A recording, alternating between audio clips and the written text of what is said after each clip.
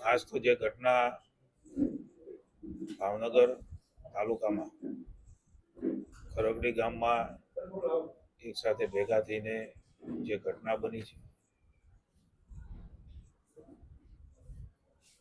8 લોકોના મૃત્યુ થયા છે. સૌપ્રથમ તો રાજ્ય સરકાર વતી માનનીય મુખ્યમંત્રી ભૂપેન્દ્રભાઈ અને નાયબ મુખ્યમંત્રી હર્ષભાઈ વતી અને સરકાર વતી દુઃખ વ્યક્ત કરીએ છીએ. એના પરિવારજનોની સાથે આવી પડેલી આપત્તિમાં રાજ્ય સરકાર અને સમાજના તમામ તબક્કાઓ એમની સાથે ઊભા છે. બનાવ પણ દુઃખદ છે, ઘટના પણ દુઃખદ છે. જેવું ધ્યાનમાં આવ્યું 18 તારીખે તુરત જ પોલીસ ડિપાર્ટમેન્ટે અલગ અલગ લોકોએ જે સેવન કરેલું ભેળસેળ અને જે દેશી દારૂ એને તો પહેલા પ્રાયોરિટીમાં તાત્કાલિક ગૃહમંત્રી અને નાયબ મુખ્યમંત્રીની સૂચનાથી પોલીસ વિભાગે એમને હોસ્પિટલ ખસેડવાનું કામ એ કર્યું. જે લોકોએ સેવન નથી કર્યું અથવા તેની પાસે કંઈ આ પ્રકારની વસ્તુ પડી છે એમને પણ સૂચિત કરવામાં આવે. એસપી, કલેક્ટરશ્રી વગેરે દ્વારા આજની અમારી આ બેઠકની અંદર માનનીય મેયરશ્રી, જિલ્લા પંચાયત પ્રમુખશ્રી, માનનીય ધારાસભ્યશ્રી ગૌતમભાઈ, સેજલબેન,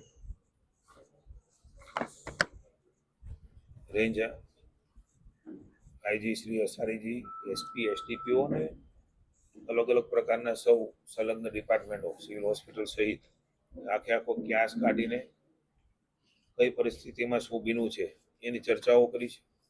મને હર્ષભાઈ સાથે પણ અડધો કલાક પહેલા જ મારે વાત થઈ છે. પોલીસે ખૂબ ગંભીરતાથી તરત જ એક્શન લેવાનું શરૂ કર્યું. એના માટે એવું કહી શકાય કે ઘણા લોકોને જાનહાનિ થતી એ અટકી છે. હાલમાં 19 લોકો સારવાર હેઠળ છે અને 16 લોકો સંપૂર્ણ સારવાર કરીને ડિસ્ચાર્જ થયા છે. એ ઘટના પછીના જે પ્રયાસો છે એ આપણા માટે સારી બાબત છે. પોલીસ સ્ટેશનમાં ગુના પણ નોંધાણા છે. 21 આરોપીમાંથી 13 આરોપીઓ એની અટક કરી છે અને 10 દિવસ સુધીના રિમાન્ડ મળવા એ પોલીસે કરેલી રિપોર્ટના આધાર ઉપર એ ફલિત થાય છે. મુખ્ય સૂત્રધાર ગૌતમ સોલંકીને રહીશની પણ અટક કરવામાં આવેલ છે અને બીજા 2 પણ ગુના એમની ઉપર થયા છે.